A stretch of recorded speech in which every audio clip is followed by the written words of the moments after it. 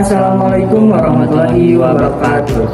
Perkenalkan, nama saya Raihan dari kelas 12-3 dan rekan saya. Nama saya Jimmy Taufik dari kelas 12-3. Kami di sini akan presentasikan materi tentang Gerakan 30 September 1965 atau yang disebut Partai Komunis Indonesia. Latar belakang kondisi Indonesia sebelum 1965. Pada awal hingga pertengahan dekade 1960-an, Indonesia berada dalam situasi politik yang sangat tegang. Ada tiga kekuatan besar yang saling bersaing.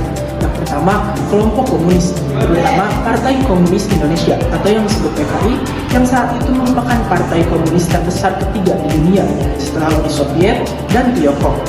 Yang kedua, militer, khususnya Angkatan Darat, yang tegas menolak ideologi komunis. Yang ketiga, politik Presiden Soekarno yang menerapkan konsep nasakom atau nasionalis, agama, dan komunis untuk menyatukan semua kekuatan politik. Beberapa faktor yang memperparah situasi sebelum terjadinya G30 PKI antara lain: 1. Persaingan ideologi komunis versus anti-komunis. PKI semakin kuat secara politik dan sosial. Mereka memiliki organisasi massa besar seperti BTI, Pemuda Rakyat, dan Gerwani. Sementara itu, Angkatan Darat sangat anti-komunis karena pengalaman pemberontakan PKI tahun 1926 dan 1948. Yang kedua adalah isu Dewan Jenderal. PKI menuduh sejumlah jenderal Angkatan Darat merencanakan kudeta terhadap Presiden Soekarno. Tuduhan ini tidak pernah terbukti, tetapi memperkeruh hubungan PKI dan militer. Yang ketiga adalah kondisi ekonomi dan stabilitas nasional. Inflasi pada tahun 1965 mencapai lebih dari 60%. Kekacauan ekonomi membuat sebagian kelompok politik semakin radikal dan agresif. Yang keempat adalah kebijakan politik Soekarno. Presiden Soekarno semakin dekat dengan PKI, sementara perannya menekan Angkatan Darat menambah ketegangan. Keadaan ini menciptakan situasi penuh kecurigaan yang akhirnya menjadi latar belakang mundurnya Gerakan 30 September 1965. Utama adalah peristiwa G30 PKI. Yang pertama, Dipu Nusantara Ali sebagai ketua PKI. Beliau dianggap memiliki peran politik dalam gerakan ini. Banyak penelitian mengaitkan Aidit dengan konsep G30S, meskipun tidak semua sejarawan sependapat. Yang kedua, Letkol Unggul, Komandan Batalion 1, Jakra Birawa, pasukan pengawal presiden. Ia adalah pemimpin operasi penculikan dan menyebut aksinya sebagai Gerakan 30 September. Yang ketiga ada Mayor Soeharto, Panglima Kostrad Soeharto yang kemudian mengambil alih pemulihan keadaan setelah gerakan terjadi. Tindakan cepatnya pada 1 Oktober 1965 menjadikannya tokoh sentral setelah peristiwa tersebut. Yang keempat, ada Dewan Jenderal atau tuduhan PKI. PKI menuduh beberapa jenderal merencanakan kudeta, yaitu yang pertama ada Ahmad Suprapto, dan Panjang. Korban perwira tinggi dalam peristiwa G30 SPKI ditemukan di Lubang Buaya, Jakarta Timur pada 3 Oktober 1965.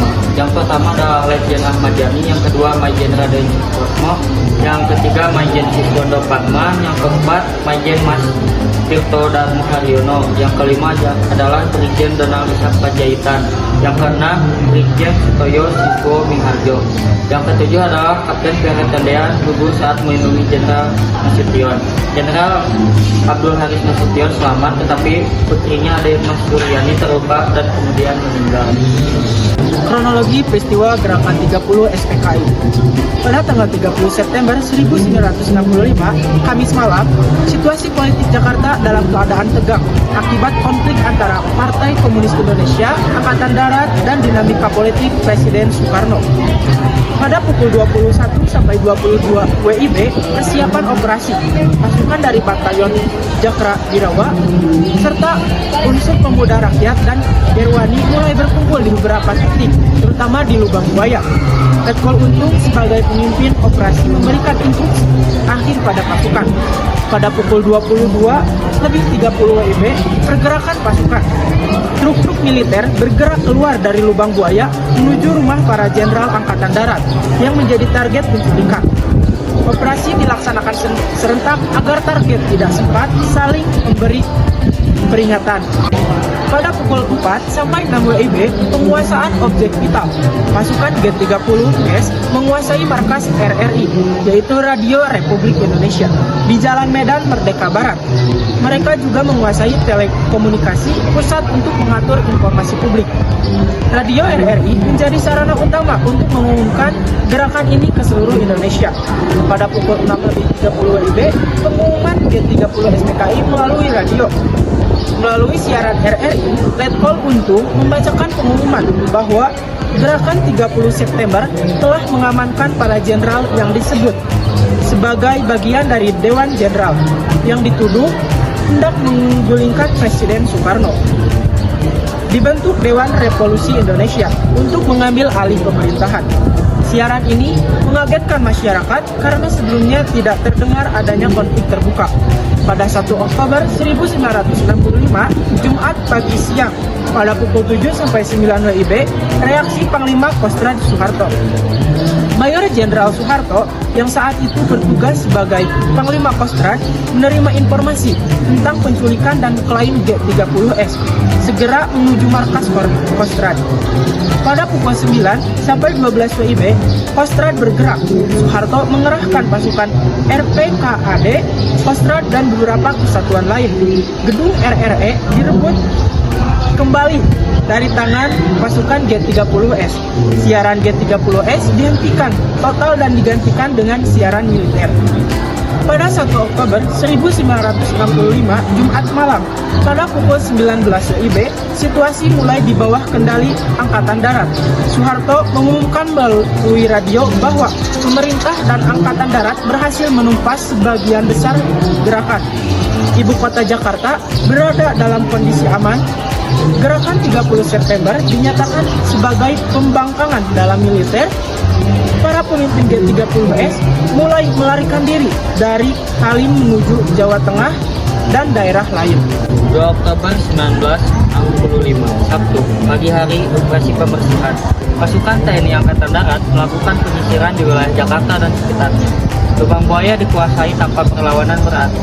Ditemukan petunjuk-petunjuk aktivitas pasukan G30 SPKI, termasuk tempat pelatihan dan logistik. 3 Oktober 1965, Minggu, penemuan jenazah para jenderal pasukan TNI menemukan 7 jenderal perwira di Lubang Buaya. Setelah pemeriksaan, jenazah dimakamkan secara kenegaraan. Penemuan ini menjadi titik balik sikap publik yang semakin mengecam tindakan G30S.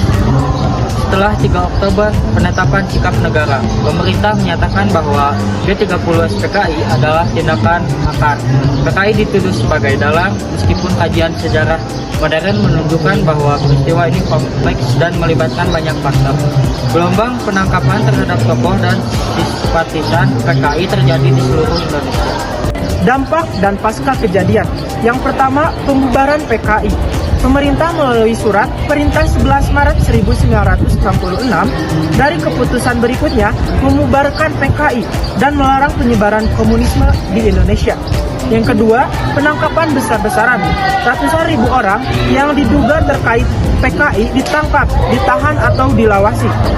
Terjadi konflik sosial, kekerasan, dan pemburuan terhadap simpatisan PKI di berbagai daerah tanpa rincian grafis.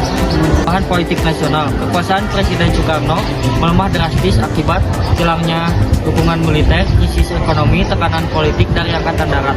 Sebaliknya, posisi Soeharto semakin menguat. Pada Maret 1967, MPRI secara resmi mengangkat sebagai pejabat presiden, dan pada 1968 menjadi presiden secara penuh. Lahirnya Orde Baru. Peristiwa G30 SPKI menjadi titik awal lahirnya pemerintahan Orde Baru. Dengan Soeharto sebagai presiden, pemerintahannya berorientasi pada stabilitas politik, pembangunan nasional, pengendalian ketat terhadap kegiatan politik, pembangunan ekonomi. Dampak sosial. Trauma sosial berkepanjangan. Hubungan antara kelompok masyarakat terganggu karena stigma komunis. Masyarakat hidup dalam ketakutan politik selama bertahun-tahun. Kesimpulan, Gerakan 30 September 1965 merupakan salah satu peristiwa paling kontroversial dalam sejarah Indonesia. Peristiwa ini tidak berdiri sendiri, tetapi merupakan puncak dari ketegangan politik antara PKI, Angkatan Darat, dan kebijakan politik Soekarno. Gerakan tersebut berujung pada gugurnya 6 jenderal TNI, krisis politik nasional, runtuhnya dominasi PKI, melemahnya kekuasaan Soekarno, dan lahirnya Orde Baru di bawah Soeharto. Hingga kini, G30S masih dipelajari secara luas karena meninggalkan dampak politik, sosial, dan sejarah yang sangat besar bagi bangsa Indonesia. Sekian presentasi dari kelompok kami. Mohon maaf bila ada kesalahan. Wassalamualaikum warahmatullahi wabarakatuh.